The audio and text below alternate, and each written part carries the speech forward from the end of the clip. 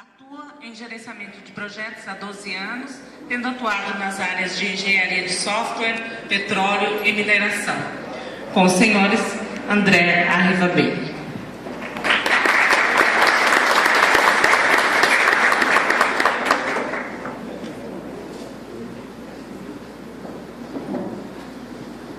Boa tarde, gente. Tudo bem? Aos bravos guerreiros que ainda permanecem aqui vivos, quero primeiro agradecer, eu vou descer porque eu gosto de me movimentar enquanto eu estou falando, eu vou acabar caindo desse tablado. Primeiro agradecer por estar aqui. Eu vim lá do Espírito Santo, é a primeira vez que eu vim para cá. Dizer que eu vou ter, na verdade, dois grandes desafios hoje, eu acho. O primeiro é manter vocês minimamente acordados e interessados nessa hora do dia, no segundo dia já de seminário, todo mundo já depois de um coffee break, de um almoço puxados, eu olho para vocês, eu só consigo pensar que eu sou a última barreira entre vocês e o fim de semana. Eu sou a última barreira entre vocês e o happy hour. Então vamos tentar fazer valer esse tempo. Só tentando traduzir um pouco o que é, quer dizer, pouca gente conhece ainda, acho que a maioria das pessoas conhece o que é a certificação PMP do PMI. Acho que a maioria das pessoas que estão aqui conhecem o PMI, já ouviram falar, ou alguns de vocês já têm essa certificação PMP, ou pelo menos já conhecem. A certificação PMP é uma certificação voltada para gerenciamento de projetos. Mas o PMI, além da certificação PMP, ele tem outras 5 ou 6 certificações. Uma certificação que é específica para gerenciamento de riscos, outra específica para gerenciamento de scheduling, de cronograma, e uma dessas certificações é uma certificação voltada para gerenciamento de programas. O programa nada mais é do que um conjunto de projetos que se interrelacionam porque está entregando benefícios que se complementam ou que têm algum tipo de interdependência, que dependam um do outro. Então, eu obtive a certificação PMP em 2007 e a certificação PGMP, na verdade, é uma certificação que ainda é pouco difundida, poucas pessoas conhecem. E o processo de certificação também é bastante diferente, ele é diferente da certificação do PMP. O PMP você comprova os requisitos, faz a prova, e está certificado. O PGMP tem 5 ou 6 etapas. Uma dessas etapas, o histórico profissional do candidato é avaliado por um painel do PMI, um painel de especialistas do PMI, que até o começo desse ano era formado por 4 pessoas que avaliavam os candidatos do mundo inteiro. Em maio, eles abriram esse painel para outras pessoas. Hoje, esse grupo tem 10 pessoas. Eu sou um dos 2 brasileiros que faz parte desse painel, o que, é claro, me enche de orgulho, de alegria, etc. E foi muito bacana. Eu tive a oportunidade de ir lá no PMI 2 vezes esse ano, na sede deles nos Estados Unidos, a convite deles, e foi muito, muito legal. Enfim, vamos falar um pouquinho de gerenciamento de benefícios em projetos e programas e projetos orientados a resultados. Deixa eu ver se a primeira pergunta que a gente faz, na verdade, quando a gente fala desse tema, o que determina o sucesso do projeto? O que me diz se um projeto foi bem sucedido, se um projeto foi implementado, trouxe o resultado, trouxe o benefício, trouxe o que se esperava daquele resultado? Essa pergunta parece muito simples, mas na verdade ela esconde uma complexidade gigantesca por trás dela. E a resposta dela ela vai depender muito de para quem você faz essa pergunta. Eu apostaria o meu salário, que não é grande, se a gente perguntasse para um conjunto de gerentes de projeto, eu acho que 80% a 90% deles responderia que é você entregar o escopo dentro do prazo, dentro do custo, com os padrões de qualidade que foram acertados. No caso de desenvolvimento de software, por exemplo, você entregar um software que funcione, que não tenha erros, que tenha um número mínimo de erros e que atenda aos requisitos que foram identificados. Se você perguntar para o sponsor do projeto, para o patrocinador do projeto, ele provavelmente vai dizer que ele quer um projeto, que seja entregue no prazo, no custo, mas que entregue o valor que foi determinado. E aí eu quero tranquilizar a Carol e a Marta, que não aguentam mais falar de ROI. Eu não vou falar de ROI, prometo, não vou falar quase nada de ROI. Porque, na verdade, quando a gente fala de benefícios, a gente não está falando de benefícios financeiros, só benefício financeiro. O benefício financeiro é o benefício mais fácil de você medir, provavelmente. Você tem uma série de incertezas em relação a ele, mas dentro do balanceamento de um portfólio, quando você distribui os seus recursos financeiros, os seus recursos humanos, o seu esforço, o que você tem condição de atender num determinado período, projetos que têm um retorno financeiro não são todos, não são todos os projetos que têm retorno financeiro. Tem projetos que são de redução de risco, tem projetos que são de aumento de eficiências, tem projetos que são de revisão de processos. Enfim, retorno financeiro é só um dos tipos de benefícios que a gente vai tentar falar um pouco hoje. Confesso que quando eu estava vindo para cá, hoje na van, vindo do hotel para cá, acho que era também a Carol e a Marta conversando sobre essa questão. Poxa, que legal que é um evento só de projetos do setor público, é só do setor público. E eu estava sentado na cadeira, eu fui me encolhendo assim, porque eu trabalho na iniciativa privada. Eu sou consultor de uma empresa que é uma mineradora, essa Samarco, na verdade ela pertence, 50% dela pertence a Vale, 50% pertence a uma mineradora australiana que chama BHP Billiton. E antes disso, eu passei 4 ou 5 anos quase na Petrobras com projetos de desenvolvimento de exploração de petróleo em águas profundas, vou falar um pouco disso mais à frente. Mas aí, quando eu vi a palestra da Vivian, hoje cedo, a primeira, eu fui vendo, gente, é igual. Os desafios que a gente enfrenta são os mesmos. Eu abri o computador ali fora e fiz uma relação do que eu fui anotando hoje cedo, das dificuldades que ela mencionou hoje, sobre quais são os desafios, né? Quais são os desafios que você enfrenta, na verdade, na implementação do PMO e na gestão de projetos de uma forma geral no setor público. Fui dizendo, gente, não é possível, a gente tem exatamente os mesmos tipos de desafios. O primeiro deles é a dificuldade no alinhamento entre o planejamento estratégico e a carteira de projetos. É muito difícil você fazer isso. É muito difícil você definir qual é o melhor conjunto de projetos que vai te ajudar mais na determinação, no atingimento da estratégia corporativa, seja estratégia de ter uma ampliação de mercado, de ter uma redução de custos, de ter um aumento de receita, no caso da iniciativa privada, ou num projeto de aumento de eficiência, de melhor qualidade nos serviços públicos. É muito difícil você ter isso, é muito difícil você conseguir balancear. Por quê? Em parte, porque muitas vezes a estratégia ela ou não está bem definida, ou ela não está bem comunicada. Em parte, por uma característica que a Carol mencionou agora há pouco, que é, quando ela falou do Banco Central, boa parte dos projetos vem de baixo para cima, né? As pessoas que estão trabalhando na operação, elas vão tendo as ideias e vão propondo os projetos, e o PMO vai trabalhando o escritório de projetos vai trabalhando para tentar organizar isso, para tentar colocar alguma ordem nisso, para tentar colocar alguma racionalidade nisso e selecionar aqueles que de alguma forma vão trazer os melhores benefícios para a organização e maior alinhamento estratégico. Acontece que, idealmente, esses projetos, ao invés de serem empurrados, isso não é diferente no PMO onde eu trabalho, não é diferente, as pessoas que estão envolvidas com a operação, que estão envolvidas com a produção, elas fazem isso direto. Eu não vou dizer nem 80%, talvez 100% dos projetos, eles estão vindo de baixo. As pessoas estão propondo projetos, e o que acontece, eu vou falar um pouco disso mais à frente, é que, ao invés de você ter um objetivo estratégico que se desdobra em indicadores, que se desdobra em ações táticas, que se desdobra em projetos, que se desdobra em entregas, que se desdobra naqueles resultados, acontece o contrário. As pessoas chegam com um projeto pronto. Olha, eu quero instalar um equipamento aqui. Para quê? Porque eu acho que vai aumentar. Tá, mas para quê? Não, mas é porque eu não sei. Então, assim, você tem um projeto que às vezes chega pronto e que você, depois da solução pronta, você vai tentar achar um problema para ele. Cara, eu pensei numa solução genial. Para qual problema? Não sei ainda.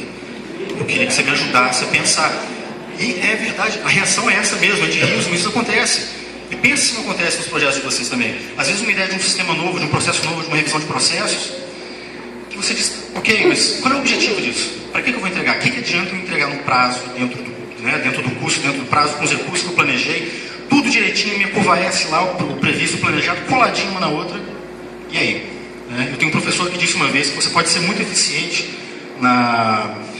ele estava falando de desenvolvimento de produtos. Ele diz assim, o que adianta você desenvolver a melhor máquina de escrever do mundo? Para nada, né? Quer dizer, você pode ser super eficiente nisso, você pode ter uma linha de produção altamente eficiente e produzir um produto que ninguém vende, que ninguém quer. Bom, então esse é o primeiro e o segundo, né? O terceiro é o seguinte, a convivência constante com a mudança. Supondo que você tenha uma estratégia que está bem definida, que está bem comunicada, isso vai mudar o tempo todo. Seja por uma mudança política, seja por uma mudança de cenário econômico, seja por uma mudança social, seja por uma nova tecnologia que foi disponibilizada no mercado, você vai estar convivendo com a mudança o tempo todo. E é muito difícil você gerenciar projetos que às vezes levam 2, 3 anos só na fase de planejamento, antes de você começar a construir. É muito difícil a gente brincava na Petrobras que às vezes as mudanças de priorização em projetos era como você tentar dar um cavalo de pau num navio cargueiro, né, num transatlântico. É muito difícil você fazer isso. E aí tem uma frase que eu gosto muito, na verdade eu ouvi essa frase em inglês, a tradução literal dela não é bem essa, mas o sentido é esse, né? Deus está sempre rindo dos planos que você faz. Faz um plano que Deus vai rir da sua cara. Por quê? Porque tudo muda. seu plano não vale nada, gente. O plano que vocês fazem, eu sei disso, eu sei que é triste ouvir isso de um profissional que trabalha com planejamento como eu. Eu estou vendo algumas pessoas fazendo assim. Porque é verdade. O seu plano não vale nada. O que vale muito é o seu planejamento. Você está toda hora planejando, você está toda hora replanejando, reavaliando, verificando, toda hora monitorando, e aí o teu plano muda, e aí o teu plano muda, e o teu plano muda. Você planeja para poder replanejar depois. A verdade é essa. A triste verdade é essa.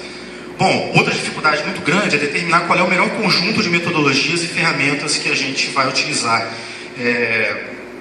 Quando a gente fala de projetos, por exemplo, de investimento de capital, a gente tem diferenças na governança, por exemplo, se são projetos internos, se são projetos, dependendo do nível de investimento, eles seguem uma determinada metodologia, que é mais simples, por exemplo, se é um projeto pequeno, de investimento pequeno, abaixo de $1 milhão, por exemplo, ou entre 1 milhão e 10 milhões tem uma outra metodologia que é um pouco mais puxada, se for entre 10 e 250 milhões tem uma que é mais pesada ainda, e acima de 250 milhões, aí sim você tem que ter uma equipe separada para isso, dedicada só para isso. Mas às vezes o corte financeiro não é o único fator determinante.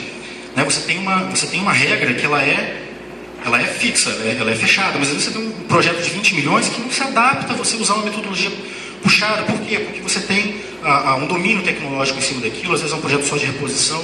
Enfim, você encontrar um meio termo, né? Você vai gerar muita insatisfação, você vai ficar muito frustrado fazendo isso. Só estou dando boa notícia, né? Numa sexta-feira a essa hora. E esse que eu acho, bom, o PMO como coach e psicólogo também é parte do que a gente faz. Na verdade, acho que a maior parte do que a gente faz é atuar como coach no gerente de projetos também. Assim como vários comentaram aqui, o PMO da Samarco, por exemplo, não gerencia os projetos. Os projetos são gerenciados pela área. Na verdade, existe uma gerência que é uma gerência especializada em implementação de projetos. Então, projetos com uma determinada característica vão para essa gerência para que ela possa executar os projetos. Mas, de uma forma geral, os projetos são executados ou pelas áreas ou por essa gerência. E você atua muito como coach. E atua muito também como psicólogo. Às vezes o cara vai lá na tua mesa, cara, e sempre, esse projeto não vai sair, esse projeto não vai porcaria, esse projeto eu recebi já pronto, assim, eu não sei qual é o problema para resolver, acabou minha verba, acabou meu escopo, ninguém quer usar esse negócio que eu estou fazendo, não sei o que eu estou fazendo, o patrocinador do projeto foi embora, eu não tenho mais patrocinador, meu chefe lá falou que vai me demitir se eu não entregar esse negócio. Isso acontece com muita frequência. Então você atua mais ou menos também como psicólogo. E esse que eu acho mais difícil, é a construção da cultura e ultrapassar resistências. Você difundir uma cultura que muda a forma como as pessoas trabalham, principalmente quando você parte do zero. Você não tem um escritório de projetos, eu imagino pela data que saiu a resolução que vocês comentaram, né, que a resolução 01, 2011, não é isso? Ou eu estou falando besteira? É isso mesmo? Oi? Meta 1 de 2011, não é isso? Né, sobre a obrigatoriedade, enfim, se implantar escritório de gerenciamento de projeto. Eu imagino que boa parte dos escritórios aqui sejam relativamente novos. Eu não tenho essa certeza, se eu falar uma besteira muito grande, vocês me corrijam. Mas eu imagino que eles sejam muito novos. Provavelmente boa parte de vocês está passando por isso, das resistências iniciais. O que as pessoas entendem que você está fazendo, quando você monta o escritório de projetos, a pessoa percebe que você está chegando para ela e dizendo que o trabalho que ela está fazendo está errado, e que a forma dela trabalhar não é a melhor, e que a forma dela trabalhar está errada, e muitas vezes ele tem razão, você está dizendo isso mesmo, mas você precisa de alguma forma chegar, cara, o que você está fazendo não está legal, vamos fazer de outro jeito que eu acho que vai ser melhor. E a maioria das pessoas não responde. Eu não vou dizer a maioria das pessoas, né? Mas digamos que se a gente juntar 5 pessoas aqui e tentar chegar no consenso, uma vai comprar a ideia, 2 não vão estar nem aí, e 2 vão ser partes desinteressadas, como alguém comentou comigo, né? Não vão ser stakeholders, né? Parte interessada vai ser parte desinteressadas. Bom, um dos exemplos que eu queria trazer para vocês hoje era que eu acho muito legal essa foto. Eu acho essa foto muito bacana. Quando a gente fala de entrega de benefícios, essa foto, não sei se todo mundo lembra, mas essa foto foi tirada em 2003. Esse cara aí é o George W. Bush, né, o Bush filho. Essa foto foi tirada quase 10 anos atrás, né? 2003 para 2012, praticamente 9, 10 anos. E só lembrando um pouco o contexto, né? Os Estados Unidos tinham acabado de invadir o Iraque. Tinham acabado, na verdade, de passar um rolo compressor em cima do Iraque, em cima do que havia lá de aparato de poderio militar do Iraque, invadiram Bagdá, invadiram o palácio do coitado do Saddam Hussein, e passaram um rolo compressor. E aí, essa invasão ela começou em março de 2003. Na verdade, o início dessa operação de invasão do Iraque começou em março de 2003. Essa foto foi tirada em maio de 2003, quer dizer, dois meses, um pouco menos de 2 meses depois do início dessa operação militar que a gente entende como uma operação militar clássica, né? Enfim, operação de guerra. Né? E o que chama a atenção nessa foto é esse banner aqui, né, do Mission Accomplished. Eles chamam esse discurso de Mission Accomplished Speech. O Bush foi para um porta-aviões que estava no Golfo Pérsico e aterrissou lá com um caça, um jato, não sei, isso, olha, missão cumprida, terminamos, o escopo do projeto está entregue. O escopo do projeto está entregue, o que me chamaram, e eu olho para esse cara e eu digo, bicho, isso é um gerente de projetos clássico. O cara recebe um escopo, e qual é o que eu disse que era, que eu imaginava que eram uns 80% de resposta que a gente ia ter quando a gente perguntasse o que era o resultado de um projeto. É entregar o escopo no prazo, então, cara, eu imagino sempre o Bush sentado, com uma EAP, uma APS na frente dele, dizendo assim, mobilização dos porta-aviões. Ok. Invasão de Bagdá, invasão do palácio, ok. Deposição do regime ditatorial iraquiano, ok, checado. Instalação de um regime democrático, ok. Bom, isso foi em 2003, né? 9 anos depois, gastou-se, sei lá, 800 bilhões, alguns economistas estimam o custo disso, na verdade, um pouco mais de $1,5 trilhão de dólares, na verdade. Tem, claro, bastante controvérsia em cima desse número. 4.500 soldados americanos mortos. De lá para cá, até 2009 a 2010, a média de efetivo militar, a média de quantidade de soldados que estavam em território iraquiano era 150 mil soldados. E começou a decair a partir de 2010, se não me engano, depois do governo Obama, mas hoje ainda assim está em torno de 50 mil e agora deve começar um processo de desmobilização um pouco mais acelerado. Quer dizer, qual era o objetivo desse projeto? Era invadir? Era tirar o cara? Era matar o cara? Não, era tentar trazer um pouco... Bom, eu não sou especialista em política internacional, mas imagina-se que fosse trazer um pouco de estabilidade para aquela região. Né? Um mínimo de estabilidade política, se trazer um regime que fosse minimamente democrático para tentar... Né, e também reduzir o risco de atentados terroristas. Teve toda aquela controvérsia com relação às armas químicas, havia ou não, tinha uma possibilidade grande dos Estados Unidos sofrerem um outro atentado terrorista a partir daquelas bases iraquianas ou não. Mas eu só consigo olhar e pensar que esse cara é um gerente de projetos que está ali cumprindo o escopo, cumprindo o cronograma e fazendo tudo na maior eficiência. E, na verdade, isso faz a gente pensar o seguinte: quais os pontos principais disso? Primeiro, entender a verdadeira dimensão do problema, gente. Lembra que eu falei dos exemplos dos caras que chegavam com uma solução pronta, que chegam ainda, né, claro, uma solução pronta para a gente, sem determinar exatamente qual é o problema. Porque se você não sabe qual é o problema que você quer resolver, se você não entende qual é o problema que você quer resolver, não adianta você entregar um projeto no prazo, dentro do custo e, enfim, dentro dos parâmetros de qualidade, porque o benefício que você quer não vai ser entregue. Né? Se você não tiver um claro entendimento de qual é a dimensão do problema.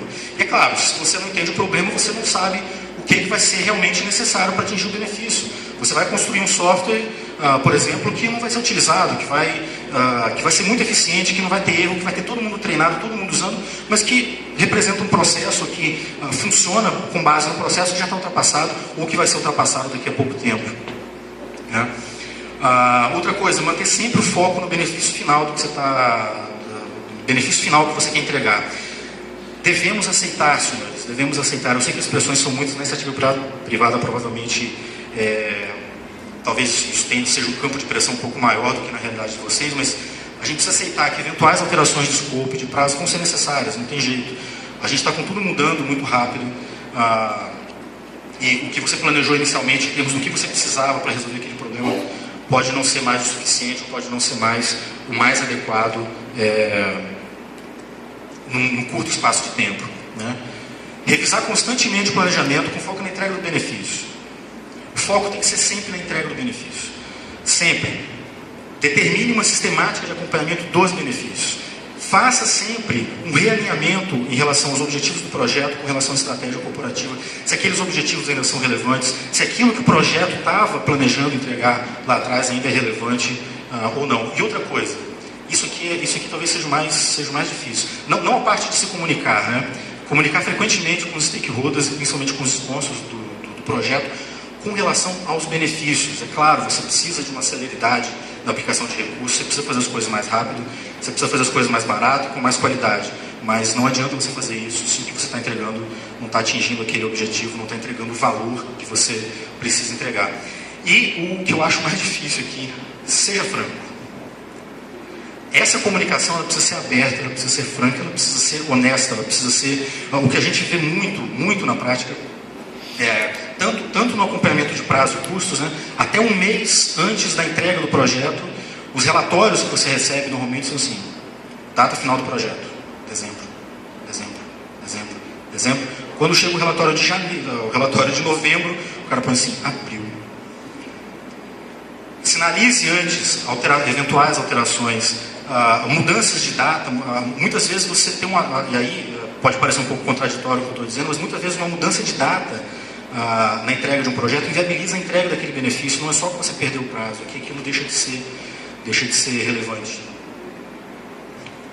Bom, eu trabalhei um tempo, 4 anos na verdade, em projetos, agora falando de projetos complexos, né? Em projetos de desenvolvimento, projetos de engenharia submarina. Na verdade, eu trabalhei com desenvolvimento de software durante 11 anos, de 96 até 2007, quando eu obtive a certificação do PMI, a PMP. E em 2007 eu achei que já estava bom, chega de software, não aguento mais isso, vamos mudar de área. E eu fui para uma área que não tem absolutamente nada a ver com desenvolvimento de software. Eu mantive a minha atuação, né, como gerente de projetos, ainda na área de gerenciamento de projetos, mas eu fui para a área de engenharia submarina. Não tem absolutamente nada a ver uma coisa com outra. Mas você aplica os mesmos conceitos, as mesmas estruturas, né, o modelo de uma forma geral, você controla o escopo, controla prazo, controla benefício, controla orçamento, por aí vai. Só para explicar um pouco o que é isso, eu gosto muito dessa ilustração, porque ela representa bem o que é um projeto. Às vezes as pessoas têm muita curiosidade em saber, porque eu ouvi muito falar do pré-sal, o que é o pré-sal? O pré-sal é isso, o pré-sal é aquilo. E eu trabalhei em alguns projetos do pré-sal. A gente chama esses projetos de... tem uma diretoria que chama-se Diretoria de Exploração e Produção, que é a diretoria responsável por projetos de desenvolvimento.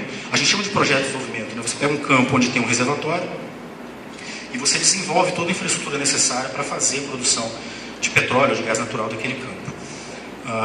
E quando esse petróleo, e essa na verdade é a nova fronteira que já vem sendo explorada há alguns anos, não só pela Petrobras, mas por outras empresas, mas que, se eu não me engano, a Petrobras foi a pioneira, uma das pioneiras nisso, é o desenvolvimento de produção em águas profundas. Quando eu falo águas profundas, eu estou falando de campos de reservatórios de petróleo que estão situados de 40, 60, 80 quilômetros da costa. Quando a gente fala de projetos do pré-sal, eles estão a 250, quase 300 quilômetros da costa, que é um desafio gigantesco em termos logísticos. E essa é uma configuração típica. Você tem um navio petroleiro que recebe essa produção. Na verdade, ele é literalmente uma indústria flutuante, é uma indústria de processamento flutuante. Ele recebe o petróleo que está nesse reservatório. E uma das coisas que eu aprendi logo que eu cheguei, e achei bastante curioso, que a gente tem a impressão de que um reservatório de petróleo é como se fosse uma caverna cheia de óleo lá, né? Você vai fura e ele começa a jorrar. E, na verdade, o petróleo está incrustado numa rocha, que é uma rocha porosa. Talvez as mulheres associem melhor, acho que chama pedra-pome, né? Que você usa para, às vezes, lixar o calcanhar, não sei. É aquela pedra, é uma rocha porosa, e o petróleo, na verdade, ele está enfiado ali no meio daqueles porozinhos, né? E eu achava muito engraçado quando a gente assistia o Jornal Nacional, sei lá, qualquer outro telejornal, outro jornal, que os caras diziam: a Petrobras descobriu um poço de petróleo, não sei onde. Eu dizia assim: poxa, que sorte, né? Descobriu um poço. Porque, na verdade, o poço é isso que você perfura, né? Você perfura, às vezes, 3.000, 4.000 metros entre o solo marinho e onde está o reservatório. E o custo disso, sei lá, 35, 40 milhões de dólares. Eu dizia: gente, eu não dou uma sorte dessa de achar um poço já perfurado, não preciso fazer mais nada, né? Chega lá e começa a produzir. Na verdade, o que eles querem dizer ali com isso, talvez seja uma linguagem para que as pessoas entendam um pouco melhor, é que foi comprovada a existência, ou a probabilidade da existência de um reservatório que é comercialmente viável, que você consegue recuperar. E essa é outra realidade triste também. Às vezes você tem um reservatório lotado de óleo, muito óleo, e que você não consegue extrair nada. Não existe a tecnologia para extrair o petróleo dali. E quando a gente fala em águas profundas, na verdade, só para ter uma noção das dimensões disso, a gente está falando de profundidades que vão de 800 metros de lâmina d'água, né, entre a superfície e o leito marinho, e mais 3 ou 4 mil metros até o reservatório. E essa profundidade ela vai de 800 até 2.000, 2.500, em alguns casos até 3.000 metros de lâmina d'água. E por que chama pré-sal? O pré-sal, na verdade, é um reservatório gigantesco de de óleo leve, de óleo de alta qualidade, que tem um alto valor de mercado, porque ele é mais fácil de processar, enfim. Ele mas ele tem duas características determinantes na dificuldade disso, é por isso que é um grande desafio tirar esse petróleo de lá. O primeiro, como eu falei, a distância da costa, boa parte desses campos viáveis, eles estão muito distantes, muito mais distantes do que se faz hoje. Isso traz uma série de dificuldades logísticas, traz uma série de dificuldades adicionais em relação ao que se tem hoje. E o outro é que, se vocês observarem aqui, isso está representado mais ou menos como umas camadas de solo, que os geólogos aqui sabem explicar isso direito, é que gostam de explicar, mas uma dessas camadas de solo, no caso do pré-sal, é uma camada gigantesca de sal, literalmente sal, um sal prensado. E a maioria das pessoas da mesma forma, mas deve ser mais fácil perfurar sal do que rocha. E na verdade o problema não está na perfuração em si, não está na dificuldade de você atravessar essa camada. O problema está, quer dizer, claro, é atravessar, não porque ela seja mais rígida ou nada, é porque você tem, quando você perfura um poço desse, você usa o que a gente chama de fluido de perfuração. Eu vou tentar ser o mais resumido possível, mas é um fluido que você injeta. Imagina que você tem uma broca ali perfurando, e quando você injeta esse fluido volta para cima, trazendo todo aquele entulho. E na hora que você perfura essa camada de sal, o que acontece com esse fluido é que esse fluido ele penetra nas paredes e some, desaparece. Então ele perde aquela função. Uma outra função do fluido é segurar as paredes. Quem já cavou quem já tentou colocar uma sombrinha de praia na areia, sabe, né? Você vai cavando, daí a pouco, o que acontece? Ele colapsa. Essa camada de sal, ele tem essa característica de colapsar, então é mais difícil você sustentar isso. Esses são dois dos grandes desafios também. Mas eu estou contando toda essa história, falando esse monte de bobagem, pelo seguinte, o que eu quero chamar a atenção aqui é a complexidade desses projetos. Né? Complexidade técnica, complexidade logística, a complexidade em termos de licenciamento ambiental para isso. Teve um caso interessante, tive a oportunidade de trabalhar em 4 projetos, de 4 plataformas novas na costa do Espírito Santo. Você precisa de uma licença do IBAMA para isso. E, na verdade, o projeto estava todo pronto para ser... Na verdade, o navio estava pronto para ser ancorado. Né? E ele é ancorado, a forma de ancoragem dele é muito interessante. Existe o que eles chamam de âncora-torpedo, que é literalmente um torpedo. Ele só não é explosivo, mas ele é um monstro de, sei lá, 16, 18 metros de comprimento, 108 toneladas, e que um navio vai lá, deixa ele pendurado, né? E solta, e aí o próprio peso dele crava ele no solo marinho. Mas você precisa de uma licença de IBAMA para isso. Então, foi uma época que teve uma divisão do IBAMA com o Instituto Chico Mendes, alguma coisa assim, os funcionários estavam todos em greve, e o que foi feito, né? A gente levou o navio que faz o lançamento desses torpedos para a área, literalmente, deixamos, quer dizer, as pessoas da operação deixaram o torpedo já em posição, aguardando chegar o fax da licença. Chegou o fax da licença, pode soltar, o cara soltou. Então o nível de complexidade, o nível de incerteza que você tem em relação ao que verdadeiramente você consegue recuperar em termos de óleo, e qual vai ser o retorno efetivo, o retorno financeiro efetivo desses projetos é muito grande. Um outro fator importante é com relação aos recursos críticos. Como vocês podem imaginar, não existem muitas empresas no mundo que consigam fabricar esse tipo de equipamento que ele ajuda, a função dele é controlar a pressão do poço e regular o fluxo de saída desse petróleo. Não existem muitas empresas capazes de produzir esses dutos, né, flexíveis ou rígidos que fazem o transporte até E não existem muitos recursos no mundo que sejam capazes de fazer esse tipo de perfuração. Então você está literalmente disputando recursos com projetos que estão acontecendo na costa da África, no Golfo do México, no Mar do Norte, lá na região da Noruega, e por aí vai. Bom, apesar de toda essa complexidade, apesar de todo esse risco, apesar de toda essa incerteza, uma coisa é fácil de determinar nesses projetos. Qual é o benefício deles? É o benefício financeiro, é retorno financeiro. Para ter uma noção do porte, a gente está falando de projetos que variam aí de 1,5 bilhão até 4,5 bilhões de dólares de investimento. Entretanto, no início dessa semana, a cotação do barril estava em torno de $100, $110. E um navio desse é capaz de produzir 100 mil barris por dia. Então, se você fizer uma conta, vai dar aí alguns milhões de dólares, algumas centenas de milhões de dólares por mês. Tá? Bom, pontos principais nesse caso. Nesse caso, a gente não tem dificuldade de determinar qual é o benefício do projeto. O benefício financeiro, a não ser aí tem alguns casos que são específicos de projetos que sabe-se que eles não vão dar retorno retorno financeiro, eles têm um retorno financeiro negativo, na verdade, mas que são projetos que são estratégicos, por exemplo, de produção de gás, porque tem um objetivo estratégico de se reduzir, havia na época, né, um objetivo estratégico de reduzir a dependência do gás natural que era importado da Bolívia na época, e o Evo Morales, foi naquela época que ele fechou as refinarias da Petrobras e tal. Então, apesar do benefício financeiro ser negativo, era necessário se desenvolver aqueles projetos. Então, pontos principais: avaliar o nível de complexidade, risco e incertezas, e principalmente, não como eles afetam só o prazo e o custo, mas como é que eles afetam as chances de obtenção dos benefícios finais. Porque uma frase que eu gosto muito é assim: a gente vive num mundo de probabilidades, a gente não vive num mundo determinístico, a gente nunca sabe exatamente qual vai ser o resultado. É muito difícil você dizer deterministicamente qual vai ser o resultado de um projeto. Outra coisa, priorizar o acompanhamento dos riscos que têm impacto nos benefícios. Não só aqueles riscos que têm impacto em custo e prazo. Tá? Valorizar a comunicação entre as áreas envolvidas, especialmente em projetos multidisciplinares. A gente tinha o que a gente chamava na época de salas de comando, salas de guerra. A gente começou chamando de salas de guerra, mas aí, como os ânimos acabavam ficando muito acirrados, né? A gente achava que o nome tinha alguma coisa a ver com isso, a gente mudou para sala de comando, que literalmente, no momento da instalação desses equipamentos, você juntava todas as disciplinas do meio ambiente, engenharia submarina, perfuração, etc. E essas pessoas, na mesma sala, num estado de prontidão constante, né? Você ficava naquelas salas de comando direto, né? E as pessoas que tinham condição de tomar a decisão e fazer a avaliação técnica estavam todas ali, você tinha os recursos todos disponíveis. Bom, e aí era o que a gente estava dizendo: determinar e manter uma sistemática periódica de acompanhamento de benefícios.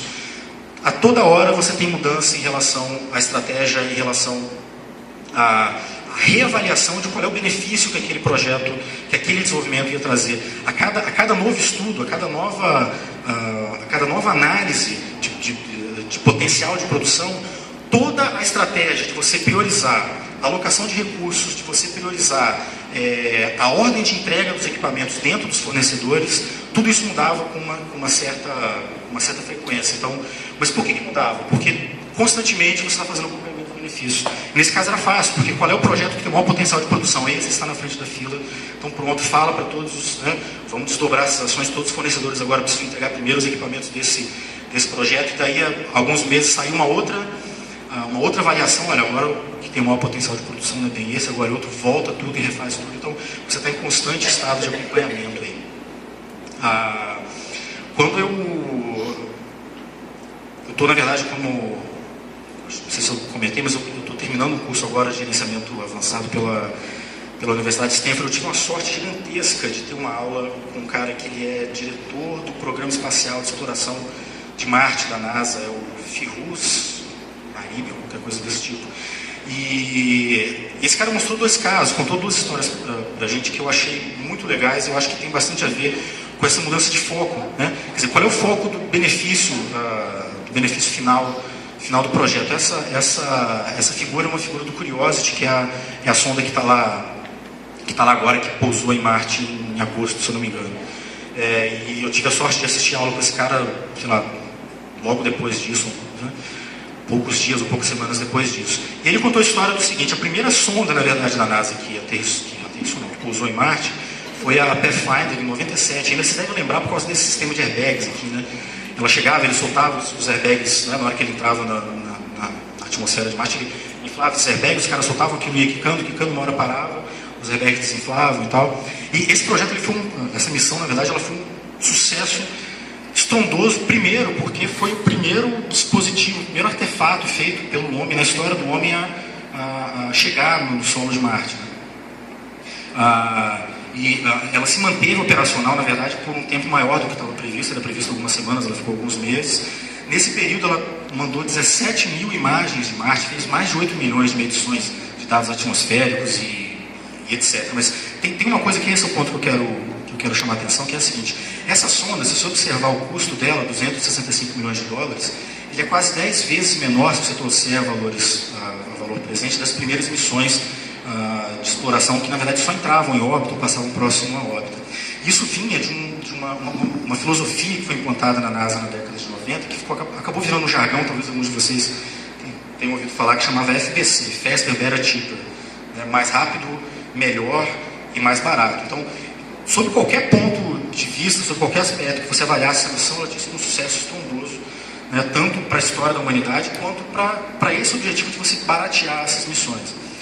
E aí o que acontece é que logo depois, é claro, o cara olhou para isso e disse, pô, eu fiz uma por 250 milhões, eu consegui reduzir esse custo. O que eu vou fazer agora? Eu vou fazer duas pelo preço de uma. A primeira foi em 97, a Climate Orbiter e a Apollo Lander foram em 99, um pouco mais de 2 anos depois. E as duas juntas custaram um pouco menos do que o preço total da primeira. E como é que eles conseguiram fazer isso? Eles foram cortando redundâncias de projeto. Então, o que nas missões anteriores você tinha os projetos do sistema sendo verificados 1, 2, 3, 4, 5, 6 vezes, às vezes 6 redundâncias, uma equipe projetava, outra verificava, outra testava, outra verificava, voltava, testava. Os caras cortaram tudo isso, acharam que já estavam com domínio do processo interessante, então mudou um pouco o foco do que era realmente, ou essa questão do FBC de fazer mais rápido, de fazer melhor, de fazer principalmente mais barato, acabou virando uma obsessão. E aí o que acontece é que, inacreditavelmente, a NASA perdeu essas duas sondas, inacreditavelmente, por uma questão simples. Eu não vou entrar em detalhes técnicos, mas imagina dois sistemas diferentes dentro da mesma sonda que controlavam lá o sistema de navegação. Um achava que as distâncias estavam sendo medidas, por exemplo, em metros, e a outra achava que estava em polegadas. Então, quando o sistema dizia, olha, aplique um impulso de 4 newtons, a outra achava que era libra-força, elas estavam unidades de medidas diferentes, que é uma coisa absolutamente inacreditável, que é um erro primário, e foram quase 300 milhões de dólares jogados literalmente no lixo. Isso gerou uma investigação no Congresso, foi um fracasso absoluto, né? Agora, olha só que interessante, até o momento do lançamento dessas sondas, até a data de lançamento, uma foi lançada em setembro, outra acho que em novembro ou dezembro, até o momento em que, na verdade nem até o momento do lançamento, porque entre o lançamento e essas sondas chegarem na órbita de Marte vão quase 9 meses, 8 meses e meio de viagem. Até o momento em que elas chegaram muito próximas ali da órbita, até o momento em que eles chegaram na órbita do planeta Marte, sucesso total, absoluto, fizemos tudo pelo preço de uma, conseguimos lançar, está tudo dentro do prazo, tudo dentro do custo, tudo dentro dos padrões de qualidade, mas, na verdade, por um detalhe bobo, que veio por conta, e a conclusão foi essa, por conta dessa pressão de se reduzir os custos, perdeu-se o que era efetivamente o objetivo final, né, o grande benefício disso. É claro que daqui a 50 anos ninguém vai lembrar quanto é que custou a primeira, a Pathfinder, ninguém vai lembrar quanto é que custou a primeira exploração à Lua, o cara não vai lembrar se foi feito no prazo, não vai lembrar se o cara perdeu o prazo, não vai lembrar se o cara conseguiu chegar lá ou não. Bom, pontos principais que a gente aprende com isso, né? Estar sempre atento a essas mudanças de foco nos objetivos. O foco não pode ser só em curto prazo, você tem que ter isso, mas você não pode você não pode perder esse foco no benefício final, no que é o valor final do seu projeto. As solicitações de mudança devem ser avaliadas também em relação ao seu impacto na entrega dos benefícios. Normalmente, tradicionalmente, a gente avalia essas mudanças. Quando chega uma solicitação de mudança no projeto, a gente avalia sempre quanto é que vai custar isso, quanto é que vai atrasar no projeto se implementar essa mudança, mas qual é o impacto dela no risco de eu entregar esse benefício ou não. Ela é uma mudança que me ajuda a entregar esse benefício ou ela é uma mudança que atrapalha a entregar esse benefício? Entenda bem quais são os benefícios principais do seu projeto, priorize-os por ordem de importância. Aqui claramente a gente teve um deslocamento de foco nisso. E aqui tem uma frase que provavelmente vocês já ouviram, que é o diabo mora nos detalhes, né, pessoal? Os detalhes às vezes podem ter impactos catastróficos. E aí a gente volta e pergunta, o que determina o sucesso de um projeto? A gente falou de 3 casos aqui clássicos, que são conhecidos aí de muita gente. O que determina o sucesso? Como é que a gente entende qual é o fator principal de sucesso de um projeto? Os indicadores normais de desempenho, e aí eu fiz questão de destacar essa palavra desempenho, porque desempenho de projeto não é a mesma coisa que resultado de projeto. O desempenho é como eu estou fazendo o projeto. Como é que eu estou fazendo ele? Eu estou fazendo ele com custo adequado, eu estou fazendo ele com prazo adequado. E aí eu não lembro quem foi que mencionou aqui, mas a gente fala sempre desses 2 indicadores, né? O CPI, que é um indicador de custo, e o SPI, que é um indicador de prazo. Eles vêm, na verdade, de uma metodologia que se chama Earned Value Management, ou análise de valor agregado, que a gente aplica para projetos de investimento de capital ou para projetos de desenvolvimento de software. Enfim, a gente consegue aplicar esse projeto, esse método ele tem bastante flexibilidade, tem uma série de adaptações que a gente consegue utilizar numa gama grande de projetos, né? Então, tradicionalmente, a gente acompanha o desempenho dos projetos dessa forma, né? A gente faz o que a gente chama de curva S, né? Então, esse gráfico, essa linha do meio, que a gente chama de linha de base, você diz, ó, o projeto vai custar X, vai levar tanto tempo, ele vai ser construído nesse ritmo, 10% no primeiro mês, 15% no segundo, 20% no terceiro, por aí vai, até chegar no 100%. E aí esses dois indicadores eles vão te dizendo, ó, o quanto que você vai, esse deslocamento horizontal, ele te diz o quanto você está, qual é a sua projeção de atraso no tempo. Então, ele permite que você diga, sei lá, já no quarto mês, que você vai atrasar 3 ou 4 meses, ele permite te fazer esse tipo de forecast, esse tipo de análise. E também com relação ao custo, né? Esse deslocamento vertical aqui, é o quanto você acha que você vai desviar em termos de custo. Mas os indicadores de análise de desempenho eles são aplicáveis em determinadas fases do projeto. Tá? Aqui a gente fala um pouco do ciclo de vida de gestão de benefícios. Esse é um modelo que está adaptado, na verdade. O PMI fala muito disso. O PMI tem, além do PMBOK, ele tem outros padrões, outros standards, né? E um desses standards é o standard de gerenciamento de programas. No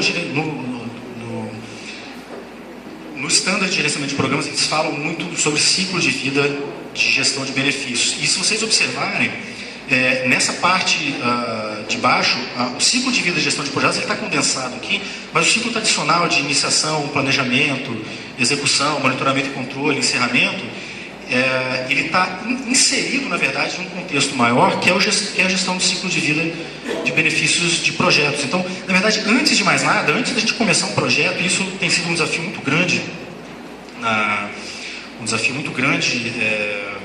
dentro do trabalho que a gente faz no PMO hoje, de você reforçar essa primeira etapa da identificação dos benefícios, por 2 motivos. Primeiro, pelo que eu comentei antes, os projetos chegam prontos, sem ter uma definição clara de qual é o problema que eles estão resolvendo. A gente tem buscado reforçar muito isso nos business cases, nas análises de viabilidade, na identificação do problema. E tem uma técnica, se vocês quiserem pesquisar depois, que eu acho muito legal, que ela chama problem solving. Literalmente, em inglês, a solução de problemas. Ela é uma técnica estruturada para você desenhar qual é o seu problema efetivamente, quais são as alternativas de solução que você tem, qual é a melhor delas.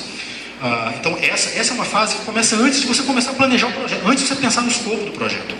Antes de você pensar no que você vai fazer, a primeira fase é identificar qual é o problema que você quer resolver, identificar qual é a oportunidade que você quer explorar e como isso está alinhado com a estratégia da empresa. Novamente reforçando, né? O ideal seria que isso viesse sendo puxado pela estratégia corporativa, mas a realidade é que isso ainda hoje é empurrado, vindo das áreas operacionais. Não que não tenha validade nisso, muito pelo contrário. O que vem de sugestão, o que vem de ideia de implementação de projetos nas áreas operacionais, poxa, são esses caras que sabem como é que as coisas funcionam. Tá? Mas muitas vezes, boas ideias com insuficiência de alinhamento pode estar te levando para um lugar, de uma forma muito rápida, mas para um lugar errado. Né? E só então começa o ciclo de vida de projetos, e aí sim você vai fazer iniciação, planejamento, e isso tem sido uma constante nessas análises críticas dos projetos. Né? A gente trabalha com o conceito de portões de aprovação, vou falar um pouquinho disso nos próximos slides, mas até que ponto, a grande pergunta, pelo menos nas fases iniciais, é a seguinte: até que ponto o escopo que você está propondo está alinhado com o problema que você quer resolver? 2 coisas. A primeira é o problema que você quer resolver está alinhado com a estratégia, ou a oportunidade que você quer explorar está alinhado com a estratégia. E o segundo, você está propondo fazer, resolve esse problema? Que você está propondo fazer, esse escopo que você está propondo fazer, entrega esse benefício, entrega esse resultado que você está dizendo que entrega? E aí eu vou dizer um pouquinho mais à frente como é que a gente tem tentado permear isso ao longo do ciclo de desenvolvimento dos projetos. E aí, ao final do projeto, existe uma fase formal de monitoramento e revisão dos benefícios. Na verdade, depois do projeto entregue, você passa o que a gente chama de linha de base de benefícios lá atrás, e depois, então o cara diz, olha, esse novo sistema, essa revisão do processo, ele vai aumentar a eficiência da nossa área em 15%, ele vai diminuir em 30% os prazos de trâmites legais, o que quer que seja. Ok, então vamos lá, o que você está prometendo de resultado é isso, isso vai custar X, isso vai durar tanto tempo, mas depois que isso está pronto, isso fica registrado no documento, e depois que isso está pronto, o PMO é responsável por isso, de ir a campo e verificar se aquilo realmente está sendo entregue, né? Se depois que o projeto está pronto, se aquele resultado que foi prometido, se ele realmente está se ele está sendo realizado. E aí, quando eu falei da questão de portões de revisão, na verdade, no ciclo normal, né, a gente usa, na verdade, uma metodologia que foi feita pelo IPA. O IPA é o Independent Project Analysis. Ela se chama FEL. Na verdade, eu não tenho certeza se ela é do IPA ou se o IPA só referencia ela. Enfim, o Front-End Logic é muito usado para projetos de engenharia, mas o que é interessante nelas, eu não vou entrar em detalhes nisso, são esses portões de revisão. Porque você tem um tempo para amadurecer o seu projeto e a cada etapa, ao fim de cada etapa, esse projeto sobe para um comitê de avaliação. Então, cada uma dessas etapas que o projeto passa tem o que a gente chama de PSD, Pacote de Suporte de Decisão. É um conjunto mínimo de documentos e de estudos que precisam ser feitos. Dependendo de cada etapa, tem um conjunto de documentos que são apropriados para isso, e esses documentos sobem e são avaliados por um comitê. Então, desde documentos de engenharia, até análises financeiras, até estudos de processo, né, enfim. Então, na verdade, o que eu tentei mostrar aqui foi a relação desse ciclo de vida de benefícios, como é que a gente faz isso em relação a esse ciclo de vida de projetos que a gente tem. Então, a identificação inicial dos benefícios, ela começa até antes de você identificar a oportunidade. Ela começa junto com a identificação de oportunidade. Quando você está entendendo qual é o seu problema, você já tem uma primeira visão de quais são os benefícios. Talvez você não tenha isso quantificado. E é muito difícil a gente quantificar, e por isso que eu falei um pouco antes, que o benefício financeiro é o mais fácil. Apesar da incerteza que você tem em relação ao retorno financeiro, mas a identificação de benefícios, por exemplo, como é que você vai determinar qual é a redução de risco que um projeto vai dizer, que um projeto vai entregar? Uma redução de risco de acidente, redução de prazo. Muitas vezes é difícil você determinar qual é a contribuição isolada daquele projeto. Tem uma série de outros fatores que, na hora que um projeto entra em operação, você tem uma melhora no resultado, mas que pode ter vindo de outros fatores que não foram necessariamente o projeto. Então, tem uma dificuldade muito grande de você determinar isso. Mas o que se pede, o que a metodologia pede, que tem sido bastante cobrado, é isso. Essa identificação inicial, ainda na fase de oportunidade. Bom, uma vez que essa identificação de oportunidade está feita, os primeiros estudos iniciais eles estão concluídos, esse projeto sobe, cada caixinha dessa é um portão de aprovação, quer dizer, é um ponto de decisão. O projeto sobe, a proposta do projeto sobe para esse comitê e é dado o que a gente chama de go ou no go. Ele vai ou ele não vai. E na Petrobras era a mesma coisa, era a mesma metodologia. Então, olha, o comitê vai avaliar, normalmente você tem um representante da área financeira, um diretor ou um gerente geral da área financeira, meio ambiente, operações, produção, etc. É um comitê multidisciplinar que avalia o projeto sob vários aspectos. E nesse momento você tem a oportunidade de fazer a primeira revisão dos seus benefícios, antes de subir isso. Então, no início da fase, você tinha uma ideia do que o seu projeto podia entregar. À medida que você vai estudando e aprofundando esses estudos, você vai coletando mais informações sobre aquele problema, mais informações sobre as possibilidades de solução que você tem, e a visão inicial que você tinha do que você achava que aquele projeto podia entregar em termos de benefício, ela vai mudando, ela vai amadurecendo ao longo do tempo. E essas fases de planejamento, elas servem para isso, né, para você obter mais informações, para você ter mais condições de ter mais segurança no que está sendo prometido. E aí, depois da identificação de oportunidade, entra uma fase que a gente chama de estudo conceitual de alternativas. Então, obrigatoriamente, para cada problema proposto, para cada projeto proposto, claro, projetos da área de engenharia, o que não é diferente, se você tem assim, revisão de processo, implementação de software, é uma metodologia que ela é aplicável, apesar dela ter um foco em projetos de engenharia e de construção, mas ela é aplicável para projetos de uma forma geral. Eu vou pensar quais são as alternativas de solução. Eu tenho um problema. Quais são as alternativas? Eu posso resolver, sei lá, posso resolver de várias formas diferentes. Então, durante essa fase, alternativas são estudadas, elas são identificadas na fase anterior, mas nessa fase elas são estudadas a fundo. E ao final dela, a gente usa um método que é o AHP, alguém mencionou aqui, eu não lembro quem foi, que é o Analytic Hierarchy Process. Ele é um processo que te ajuda a comparar, a determinar critérios, a dar pesos para esses critérios, e depois você dá nota para essas soluções com relação a cada critério, seja custo, prazo, seja alinhamento estratégico, seja possibilidade de solução do problema, seja risco operacional, seja risco de construção. E aí você seleciona uma dessas alternativas, você diz, olha, eu tenho 5 alternativas para resolver esse problema. Na análise que foi feita, análise multidisciplinares, a melhor é a alternativa A, a melhor é a alternativa B, a melhor é a alternativa C. É a velha história do... Eu lembro sempre quando eu falo de análise alternativa, tem uma história, eu estou estourando meu tempo, mas eu vou contar rapidinho. Vocês devem ter ouvido já falar da história da caneta, né? Eu falei da exploração espacial ali na época das primeiras viagens tripuladas, né, ao espaço. Uma das dificuldades era como os astronautas escrever no espaço, porque a caneta esferográfica ela precisa da gravidade para poder soltar a tinta, né? Enfim, escrever no papel, como no espaço não tem, claro. Ela não escreve de cabeça para baixo, os caras gastaram sei lá quantos milhões de dólares para desenvolver uma caneta que escrevesse, né, de cabeça para baixo, e os russos foram levar um lápis para as missões, né? Quer dizer, a diferença do foco no problema e do foco da solução. Tem a história também eu não sei se essa história é real, tá? Nenhuma das duas, eu vou contar outra agora também. Tem a história das caixas de pasta de dente. Vocês já ouviram? No final da linha de produção, algumas caixas saíam sem tubo de pasta, a caixa vazia, e aí desenvolveram, sei lá, um robô que identificava qual era o som, né, o raio-x, ou sei lá, e tirava com o braço mecânico, e aí um cara chegou e falou, põe um ventilador aqui que ela vai soprar, esses que estão vazios vão embora. Então, quer dizer, você tem várias, eu não sei se é verdade, nenhuma das duas, tá, mas são anedotas que cabem muito nesse estudo conceitual de alternativas. Quer dizer, você tem várias formas de resolver o problema. Algumas são caras e eficientes, algumas são baratas e menos eficientes, mas talvez aquela que é barata, um pouco menos eficiente, resolva o seu problema. Bom, e aí você tem a oportunidade de ter a segunda revisão dos benefícios. Você já sabe qual é a alternativa que você vai implementar, qual é a solução que você vai implementar, e você já tem uma outra visão de quais são os benefícios que efetivamente essa solução vai entregar. E aí, uma vez que você definiu a alternativa, você entra para uma fase de estudo detalhado. Agora sim, eu vou fazer os projetos detalhados, os projetos construtivos. Agora eu vou detalhar como é que eu vou construir, como é que eu vou montar, como é que eu vou entregar. Aí você faz o planejamento detalhado do projeto focado. Você já sabe o que você vai fazer.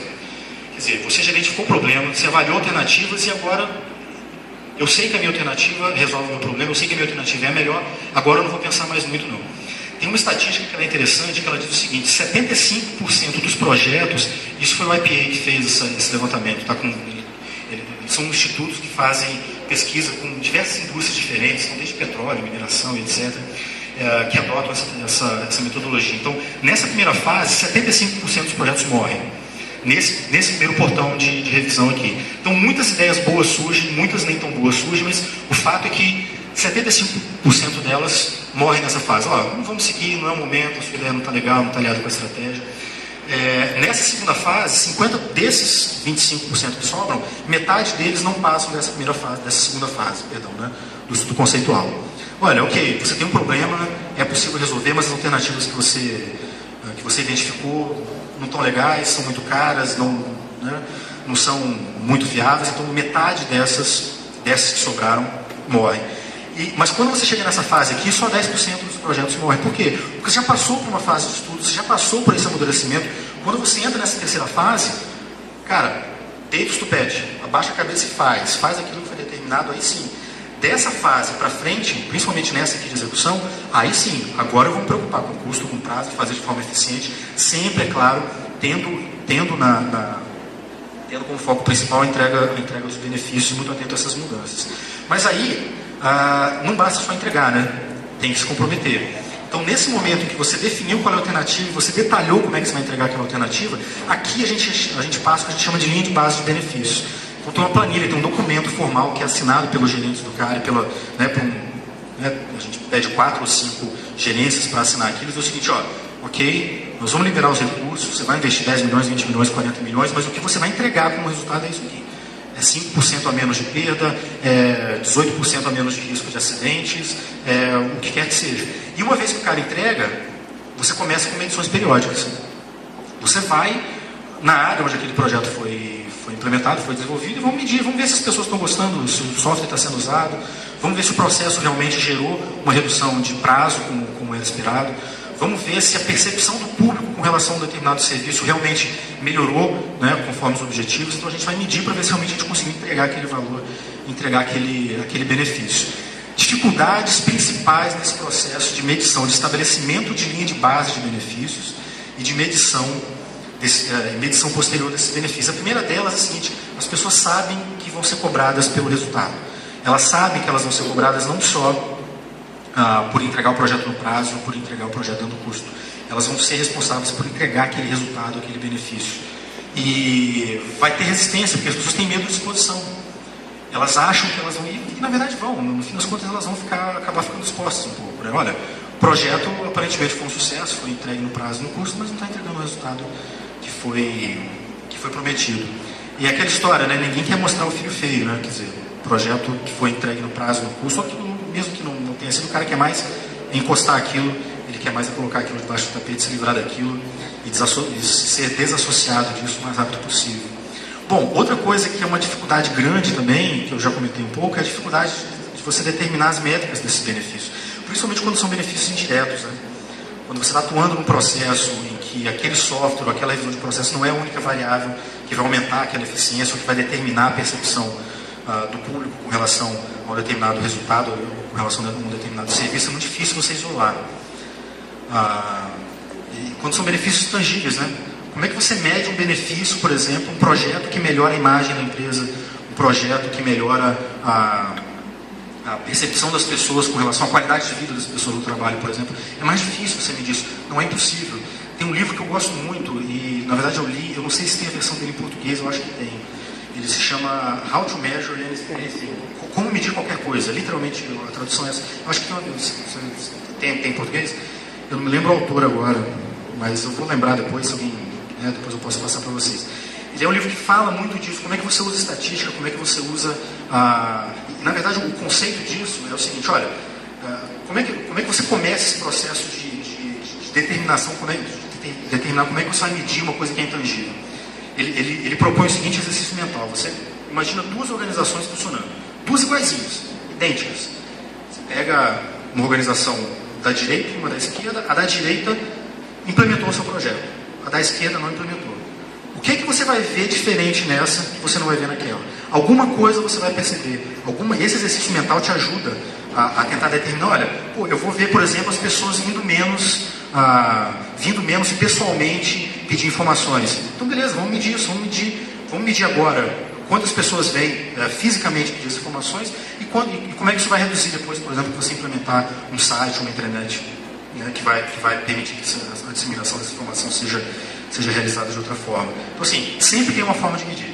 Às vezes não é melhor, mas tem um conceito muito interessante que ele fala de redução de incertezas.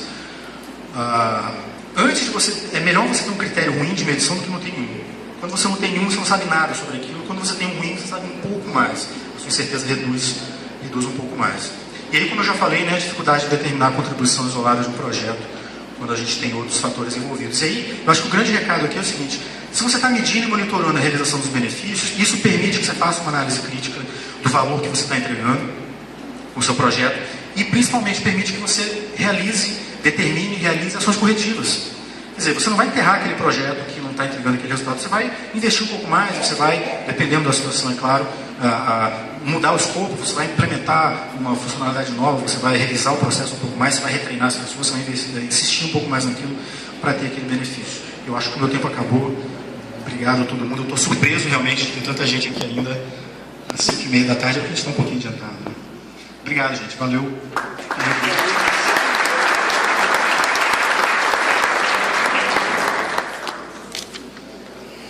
Perguntas?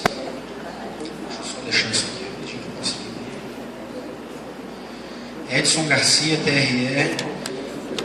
A repriorização de requisitos deve ser um processo a se adotar no gerenciamento de um projeto como um mecanismo de realinhamento do planejamento na busca de uma maior chance de sucesso do projeto. Definitivamente sim.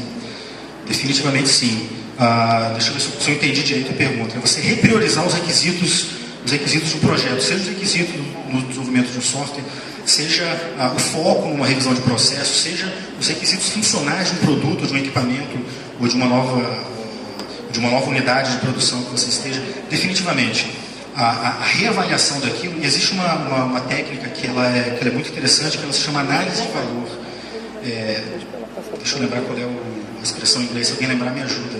Ela chama-se análise de valor, não é análise de valor agregado, não. Engenharia de valor, lembrei agora, engenharia de valor. E na verdade é o seguinte, o que você tenta determinar aí dentre os requisitos que você está colocando no seu projeto, dentro dos itens de escopo, se vocês preferirem, né, que você está considerando dentro do seu projeto, quais aqueles contribuem mais para o objetivo? Quais são aqueles que não contribuem, só quais são aqueles que contribuem menos? Tem alguns que eles são obrigatórios, tem alguns que são estruturantes, tem alguns que você, para entregar o benefício, você depende deles, esses você não tem como mexer. Mas aqueles que, por exemplo, se a gente estiver falando do desenvolvimento de um software, um determinado relatório que pode ou não agregar um valor, pode trazer uma informação importante, né, para ser trabalhado ou não. Ele pode ser retirado em função de uma repriorização. Mudou a estratégia, mudou o foco daquilo, mudou a tua análise do que você consegue entregar de benefício. Definitivamente a repriorização de requisitos é um fator que deve ser considerado, sim. Alguém me ajudou aqui, ó, Douglas Hubbard, do livro Como Medir Qualquer Coisa, How to Measure Anything. Quando você vai evoluindo nos níveis de maturidade, espera-se que o nível de assertividade, o nível de desempenho dos projetos melhore. E principalmente, esse eu tenho na minha palestra, não posso deixar de falar isso, e principalmente a garantia de entrega dos benefícios. Se você consegue medir isso, e se você consegue medir a evolução disso, eu acho que é a forma mais adequada de você medir o desempenho de um plano. Ok? Mais alguém? Tá todo mundo doido para ir tomar uma cervejinha, né? Beleza, gente. Obrigado. Valeu mesmo. Estou muito contente de ter vindo aqui. Valeu.